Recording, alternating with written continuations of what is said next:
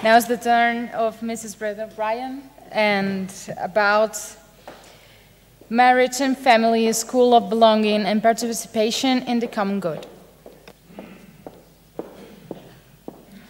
Eminence, Excellency, friends, when I heard Professor's list of credentials, it caused me to pause and to think about my credentials, and I am afraid they consist of this. When an admirer of my newspaper column said to my children, "What a wonderful mother I must be," one of my children said cheerfully, "You should see her when she's angry. She is like a hawk on pigeons." So with that image of blood and feathers to begin, I think you will see where my credentials lie in relation to marriage and the family. I'm very aware of the imperfect nature of it, including my own part in that imperfection. Marriage, family, the common good. All of these are controversial and contested. In fact, when it comes to the culture, I'm reminded of the old saying about Britain and the United States of America, that they were two countries separated by a common language. When a committed and informed Catholic speaks about marriage, and I emphasize both the committed and informed, because those who are culturally Catholic are much more likely to share the dominant cultural paradigm, he or she will not stray very far from the definition found in the Compendium of Catholic Social Teaching. The characteristic traits of marriage are totality, by which the spouses give themselves to each other mutually in every aspect of their person, physical and spiritual. Unity, which makes them one flesh. Indissolubility and fidelity, which the definitive mutual giving of self requires. And fruitfulness, to which this naturally opens itself. Or, as Pope Francis put it, marriage is the icon of God's love for us. In Western culture, marriage has become more and more focused on a romantic commitment between two adults, where subjective feelings of love are vitally important. It certainly has to do with children. Witness the numbers of cohabiting couples who decide to marry after they have a child, or those who decide that they should marry because they plan to have a child. Although I know that in the Nordic countries, this pattern is not so strong because so many people cohabit, simply live together, including when they have children.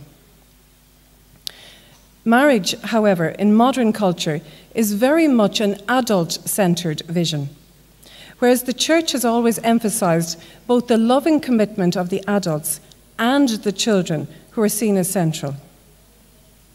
However, even at a time when marriage rates are falling, it remains an ideal for many people.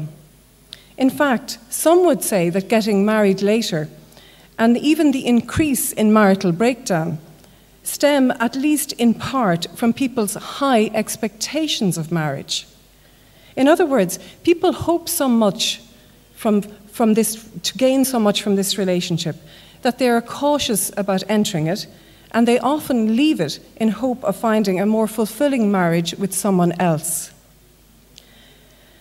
However, the fact remains that the common cultural understanding of marriage between people of the opposite gender is at variance with Catholic teaching before we ever begin to look at controversies regarding marriage between persons of the same sex. It could be said that much of the damage to marriage as an institution has come about because of the actions and beliefs of heterosexuals. For example, marriage and sex are no longer tightly linked in our culture because sex has been separated from commitment and children. As a result, more and more children are born outside of marriage or are living separately for one or other parent, usually the father. It is heterosexuals who pushed for marriage to be seen no longer as a permanent union. The Catholic vision of marriage serves to bond parents not only to each other, but also to their children, and in particular to bond fathers to their families. Fathers are much more likely to become alienated from their children in a world where marriage is fragile and cohabitation common. And there is a slew of social science research, much of which has been summed up in a book called Father Need by Kyle Pruitt, which shows that fathers are essential to the development of children and that the role they carry out is different to, but equally important as that of the mother. But controversy about the nature of marriage and family is not new. In Mary Ann Glendon's fascinating book, A World Made New, Eleanor Roosevelt and the Universal Declaration of Human Rights, the author recounts how Saudi Arabia objected to the draft articles on marriage in the 1948 Declaration, claiming that the idea of equality in marriage was a Western concept which ignored the wisdom of ancient civilization. And we've seen from the professor's talk how that has changed. Ironically, he wanted to replace the concept of equal rights during marriage and its dissolution with full rights as defined in the marriage law of the country. Interestingly, the EU Charter of Fundamental Rights declares in Article 9, the right to marry and the right to found a family shall be guaranteed in accordance with the national laws regarding the exercise of these rights, which could be argued is closer to the position of the Saudi delegate held in 1948, because it undermines the idea that there is something fundamental which cannot be altered about it, and it varies from country to country, so the law becomes the priority. It's also interesting looking at Article 16 of the UN Declaration, which says the family is the natural and fundamental group unit of society and is entitled to protection by society and the state, which we've already heard this morning. But notice it uses family, singular, and not families. The modern idea is that it is discriminatory to speak of family as if there were only one form, and that equality demands that we recognize as many diverse family forms as possible. A colleague of mine says that one man and his dog could nowadays fit into the definition of family, with no offense to those of you who are lovers of your dog. It is debatable whether, as Charles Malik said, or it was Jacques Maritain, I beg your pardon, who said that, we can agree on universal human rights without inquiring too deeply as to why we hold them. But could the Article 16 of the UN Declaration be framed in that way today? Citing the family as a natural and fundamental group unit of society, particularly in an article where all the other clauses concern marriage.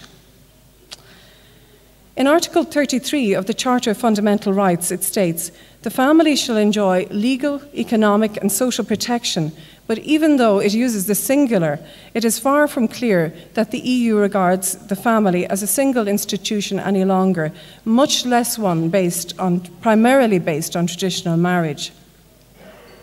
We've had several decades of declaring that different family forms are simply a manifestation of diversity, and a refusal to acknowledge the mountain of research that can all be summed up in the declaration from UNICEF in 2007. And I quote, but at the statistical level, there is evidence to associate growing up in single-parent families and step-families with greater risk to well-being, including a greater risk of dropping out of school, of leaving home early, of poorer health, of low skills and low pay. Furthermore, such risks appear to persist even when the substantial effect of increased poverty levels in single-parent and step-families have been taken into account. And there's a very similar declaration from the American, I beg your pardon, I'm Irish, we speak too fast. We have too much to say on every occasion. Okay, so I'll slow down. It's an American organization called Child Trends. It's non-partisan and non-governmental, and it summarized the state of social research this way.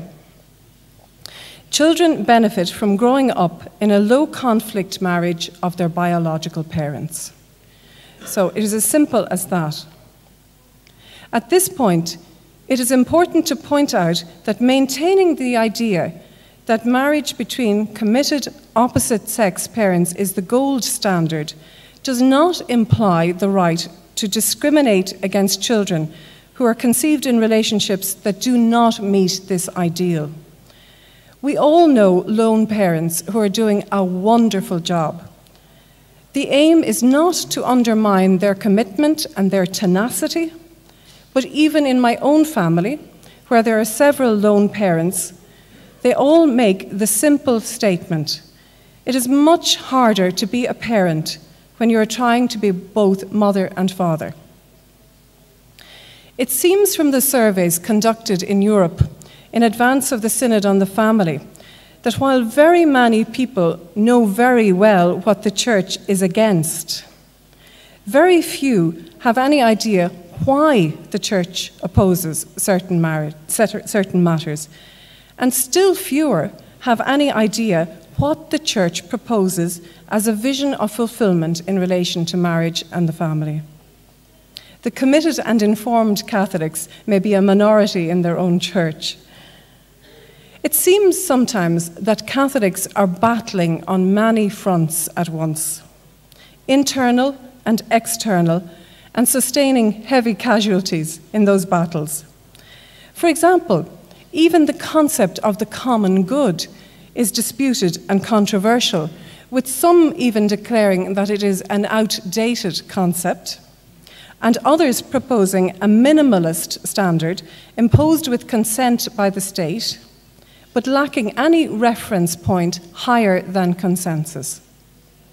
Yet the Catholic notion of the common good is one which holds individuals and society in balance, which recognizes that the human being is inescapably social, and that, to quote John Donne, "No man is an island entire in himself," which of course uses the famous image, "If a clod be washed away by the sea, Europe is the less."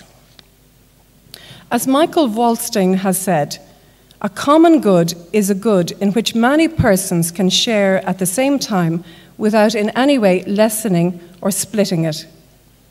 St. John Paul's point of departure in his letter to families is that the common good, by its very nature, both unites individual persons and ensures the true good of each. The same letter says, the more common the good, the more properly one's own it will be. The more common the good, the more properly one's own it will be. Mine, yours, ours. Now, I might seem to be painting a bleak picture where there is no shared idea of the common good and often no deep understanding of marriage, because marriage is seen simply as a state endorsement of adult romantic relationships rather than a basic building block, or as Pope Francis called it, a brick of society. To an English speaker, the word brick has a marvelously earthy sound to it, even if it was just the choice of the translator. What is the Church to do? I would suggest three things, and I will look a little bit in more depth at each of these three. Firstly, we need to recover confidence in our position and to become both bold and skilled in proclaiming our message. The Synod on the Family has a subtitle, "In the Context of the New Evangelization." It is a fact that in many places there are at least two, if not beginning to be three generations of Catholics, many of whom have never heard a comprehensive presentation of the Catholic vision of marriage and family. Secondly, we need to praise what is positive in society, to look for the common values that underpin the positions of many people who disagree with us. And thirdly, we need to reform and change when that is possible in order to become more faithful to the tradition, not to undermine it. Let's look first at the need to recover confidence in our own position, especially since it is a crucial part of the new evangelization. People have become afraid of suggesting that there's anything unique about the Catholic vision of marriage.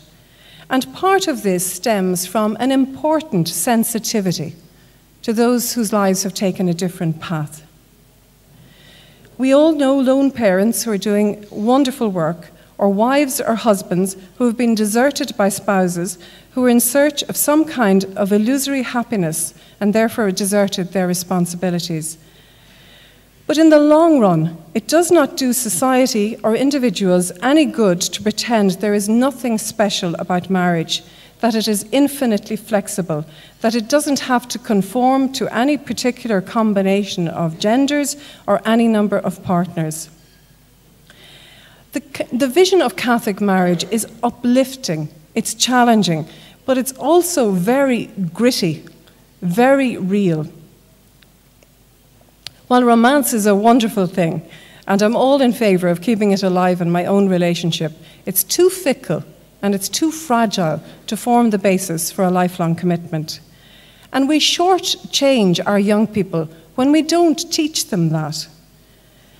When we don't teach them that on one level, marriage is the most mundane and gritty of relationships, which is why, paradoxically, it is also one of the most fulfilling. Most of us, no matter how independent we like to think we are shaped by social norms. Who is shaping our norms around family? In most European countries, it certainly isn't the church.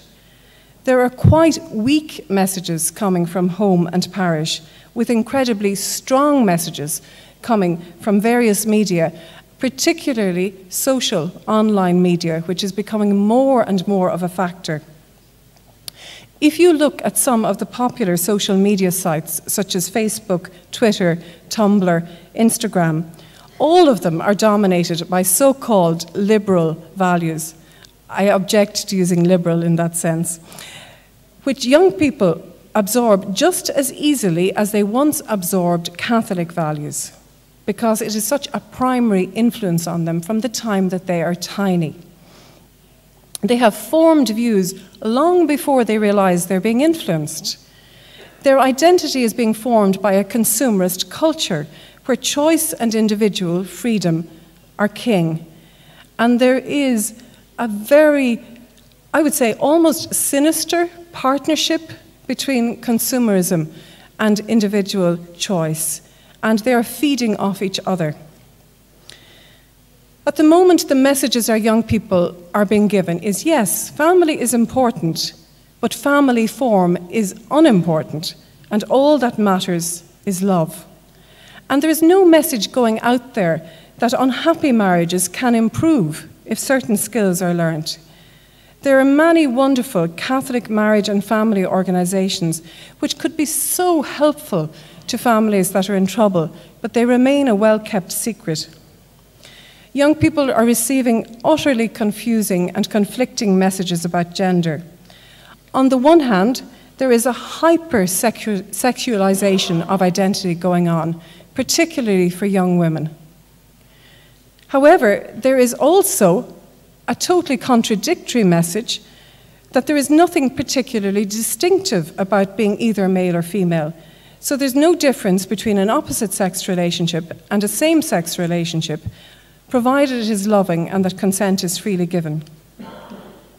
Some years ago, in a mild aside on gender theory, Pope Benedict commented that it was not outdated metaphysics to say that human nature consists of male and female. This brought the wrath of an outraged commentariat down on his head, with wild distortions of what he said becoming the order of the day. Bizarrely, it was construed as an attack on transsexuals and homosexuals. Sometimes you can feel very sorry for Pope Benedict because his mild remarks started a firestorm, whereas Pope Francis has spoken cheerfully on many occasions about marriage makes a man more of a man and a woman more of a woman, and everybody smiles benignly. And yet, neither Pope is saying anything controversial.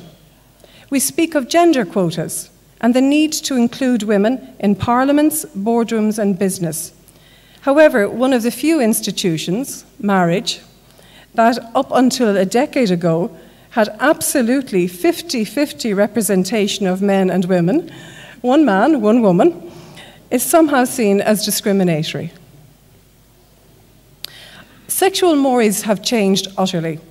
Our family watches a BBC television series called The Midwife. It's set in the 1950s and 1960s in a very deprived area of London. And one of the midwives is going away for a weekend with her boyfriend and is shocked at the idea that he has maybe only booked one room. And another character says to her, "You're a modern girl in many ways. He might be just making assumptions." And it's so extraordinary to see the change. It would cause more raised eyebrows now if 2 rooms were booked than if 1 were booked. Scott Stanley, he's an American family scholar, has an interesting article about the impact that earlier sexual relationships and far more sexual partners has on marital happiness. His title is somewhat whimsical. It's Life Before Marriage. Does what happens in Vegas stay in Vegas? This is an American expression, meaning that when you go on holidays and you go to Vegas, what happens there stays there. Nobody tells tales when you come home, and it doesn't affect the rest of your life. And his contention is that people nowadays think that this period in your 20s are like Vegas. They're a period of experimentation and wild behavior, but they expect to have no impact on long-term happiness. As he says of people's expectations, multiple serious relationships, sexual hookups, cohabiting partnerships, having a child or 2. The idea is that none of this will impact one's marriage or future relationships. In this view, it's Vegas. But the reality is that while, and I quote, experiences are not destiny, but cohabitation, having children before tying the knot, and accumulating a large number of sexual partners are reliably associated with greater risks for struggles in marriage.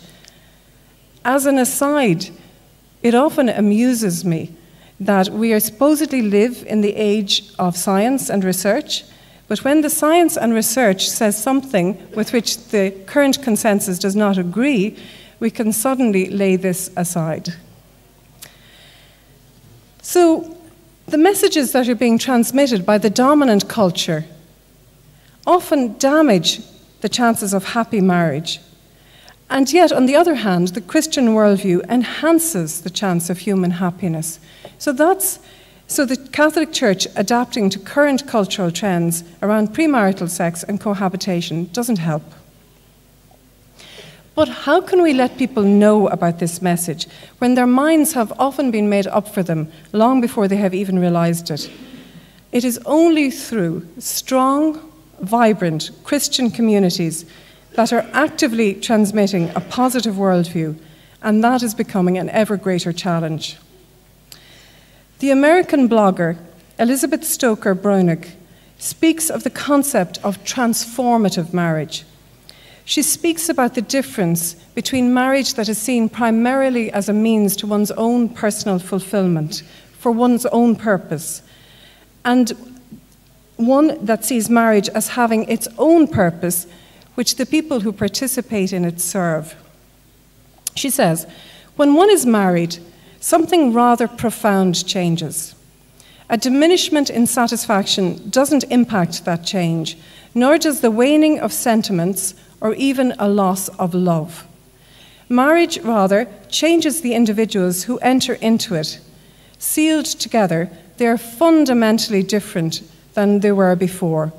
It is the capaciousness of this truth that allows it to sustain the metaphor of the mystery of Christ's union with the Church, and it's the strength of that metaphor that informs us of the gravity of marriage.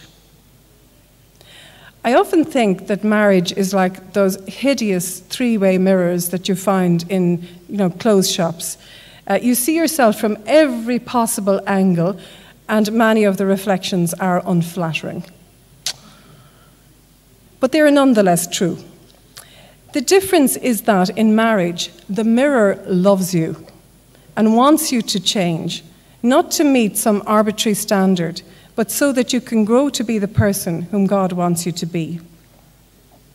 We need to develop a theology of marriage that is firmly based on the lived reality of marriage, and that's most likely to come from people who are married. There can be a theology of marriage that is so idealized as to be virtually unrecognizable to the people who are actually married. Those of us who are married know it's often a mess, it's often frustrating, that the children know exactly what buttons to push to drive both their parents and siblings insane, that the noise levels sometimes exceed industrial safety limits, and that the deepest longing of your heart can be to run screaming from the house and not return until all your children have attained the age of reason, somewhere around the age of 30. Incidentally, we also need to develop a theology that embraces the role of single people, who often feel alienated from their parishes and communities because of the perceived emphasis on marriage and children, despite the fact that many parishes and Christian communities would collapse without the input of committed single people. But in those moments of family life that seem most chaotic and frankly mad, we often experience what Thornton Wilder, the American playwright, described as the promise. I didn't marry you because you were perfect. I didn't even marry you because I loved you. I married you because you gave me a promise. That promise made up for your faults, and the promise I made you made up for mine. Two imperfect people got married, and it was the promise that made the marriage. And when our children were growing up, it wasn't a house that protected them, and it wasn't our love that protected them. It was that promise. Speaking of houses, I once came across a beautiful image by poet David Whyte, which seemed to me perfect for the idea of marriage. This is the bright home in which I live. This is where I ask my friends to come. This is where I want to love all things it has taken me so long to learn to love. So I went in search of the full poem, which is also called The House of Belonging. And I was profoundly sad to discover that it was written by David Whyte after the breakup of his first marriage, and that it ends with these lines: "This is the temple of my adult aloneness, and I belong to that aloneness as I belong to my life. There is no house like the house of belonging."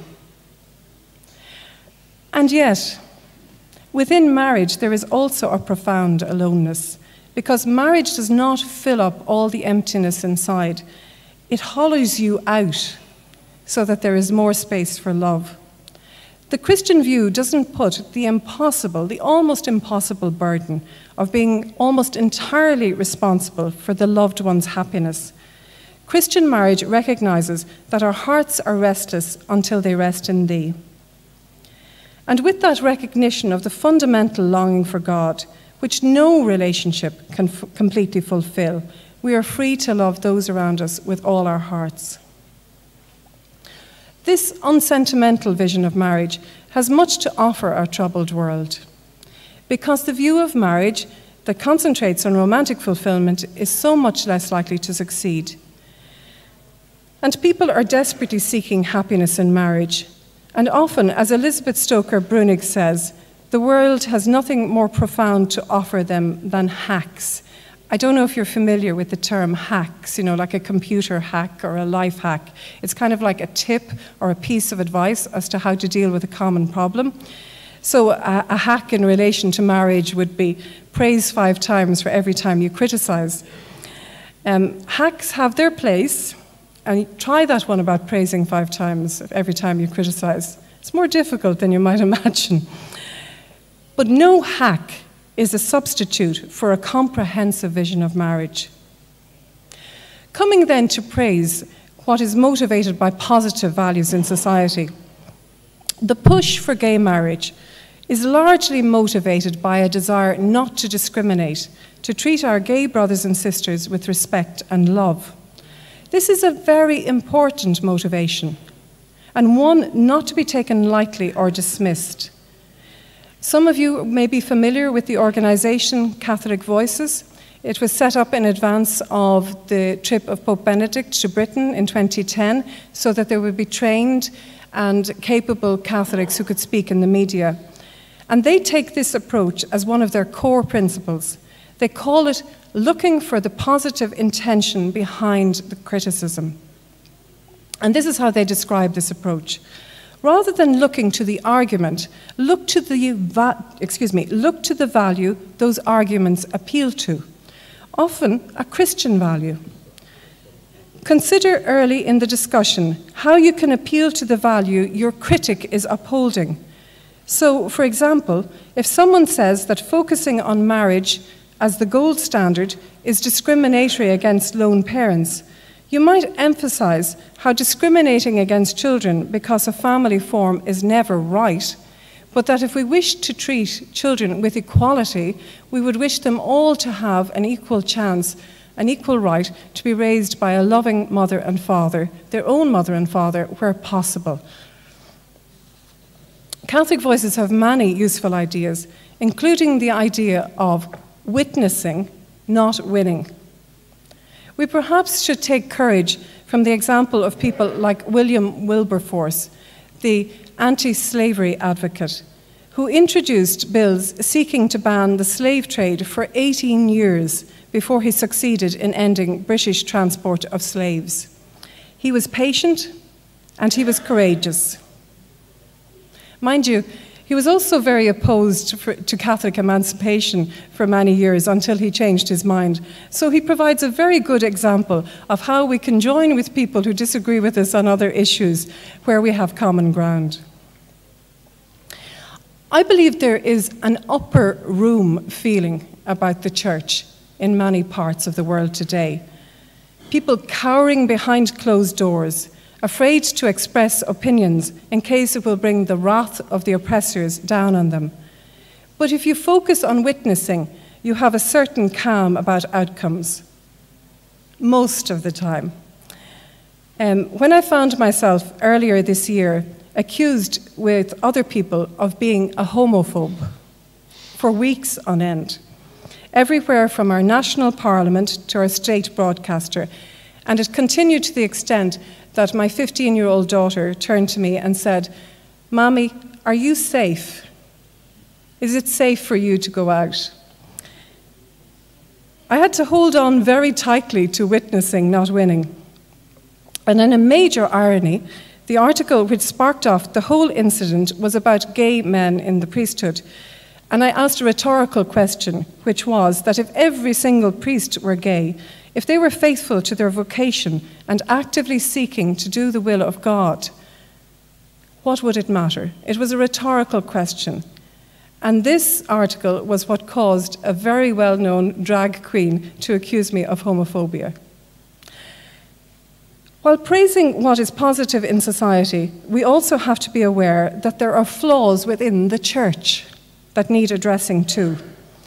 The evangelical writer, Philip Yancey, tells a story in his beautiful book called Amazing Grace about a woman who has been working as a prostitute.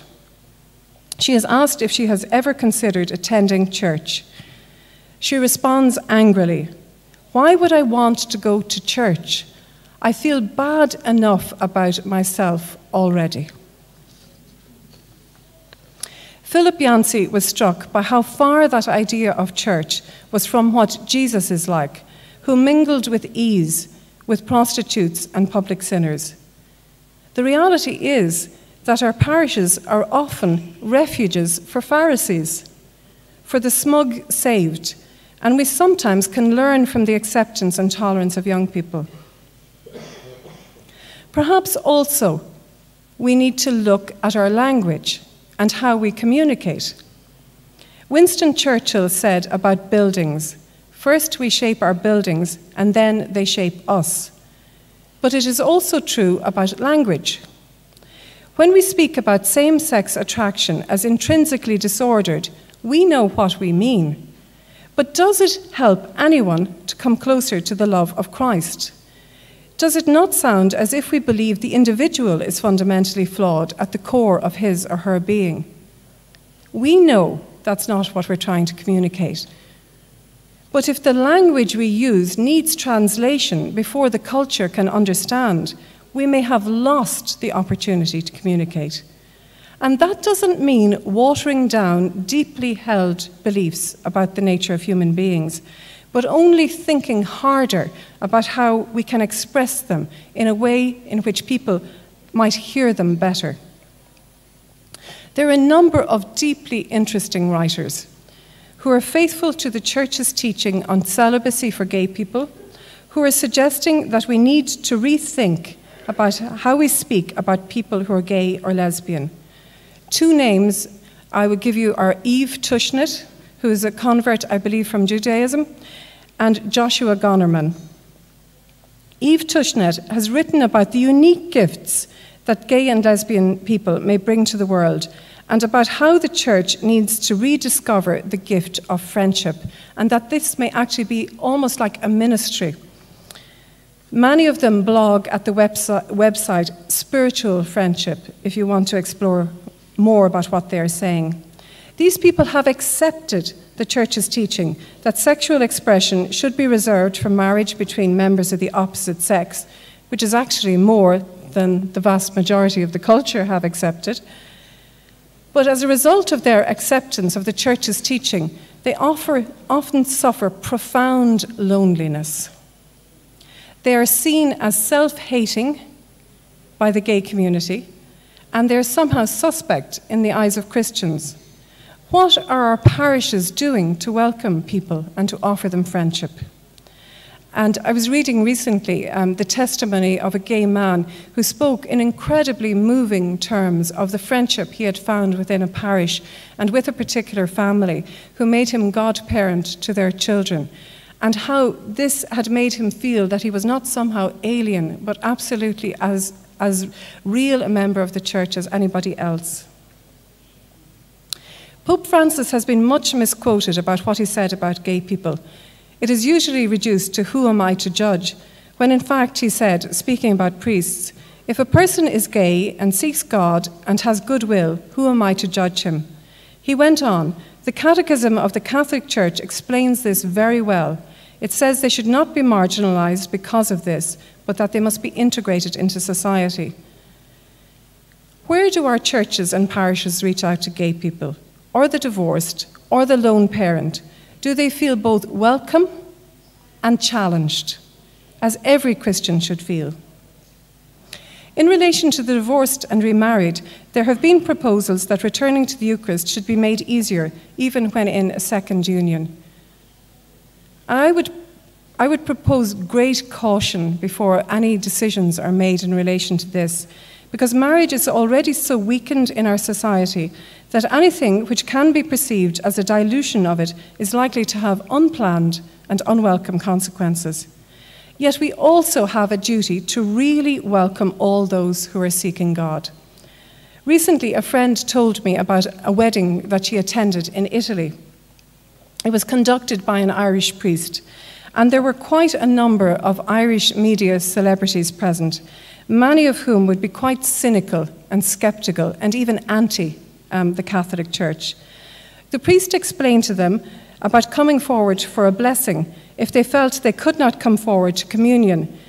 And the person who attended the ceremony said it was quite an amusing moment to see all these people eagerly leaving the pew to come forward, because the love and care he expressed for everyone was so palpable that it would have been embarrassing not to respond to it. Why is this not the case in every church? Could we learn from our Orthodox brothers and sisters who have the custom of antithoron bread after the Divine Liturgy? The earliest historical reference to it is not from the Eastern Church, but in the Western Church. It is mentioned in a letter of St. Augustine to Januarius. It's okay. And in the canons of a local council in Gaul in the 7th century. Originally, it was a substitute or a solace for such of the faithful who were not prepared to go to communion or were unable to get to the holy sacrifice. If they could not partake of the body of our Lord, they had the consolation of partaking of the bread which had been blessed and from which the portions for consecration had already been taken. Can ways be, I'm not suggesting that, I'm just suggesting that as an example. Can ways be found of including and respecting those who feel alienated without compromising important teachings? And what about reform, when it enhances the tradition rather than undermining it? We are constantly told about the vital role of lay people, yet there has been little response to Maria Voce's proposal for a parallel structure to the so-called G8, the small number of cardinals that Pope Francis has asked to be special advisors, a parallel structure composed of lay people. I don't think that the leader of the Focolari could be more orthodox or more close to the heart of the Church, and I think it would be wonderful if her proposal could be taken seriously. It would only be a consultative body, but the symbolism would be enormous. She also proposed that members of religious orders and lay people should be more involved in the general congregations before a conclave. She was not suggesting radical change or votes in the conclave, just listening to the wisdom and concerns of lay people and religious.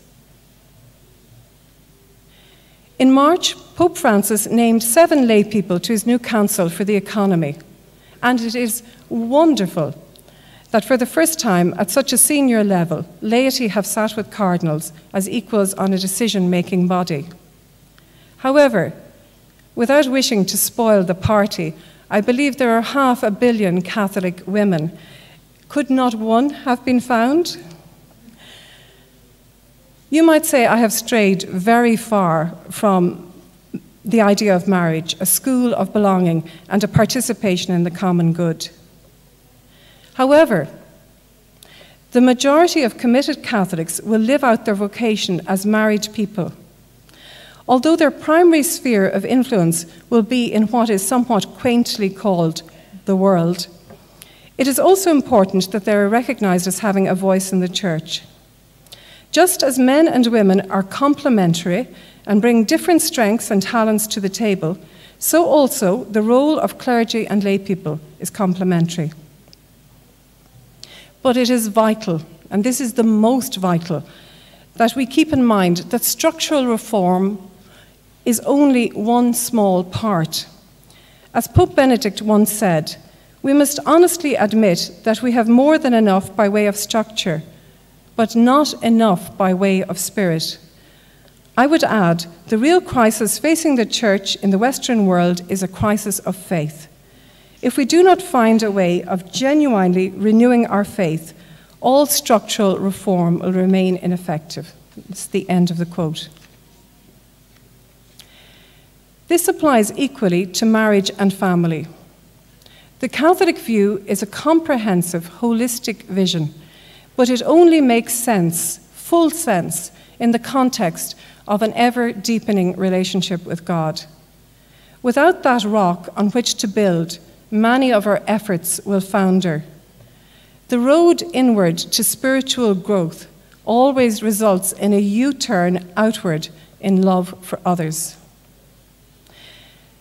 There is a vision of marriage and family that is based on a clear-eyed view of its difficulties, the constant need for forgiveness and growth, and even its impossibility without full immersion in the grace of God. It is a vision that we need to rediscover and reclaim and be confident in declaring to the world. The legal context of each country will vary, and the responses necessary to each particular legal reality. But without this fundamental understanding, we will impoverish ourselves, our children, and our societies. Thank you.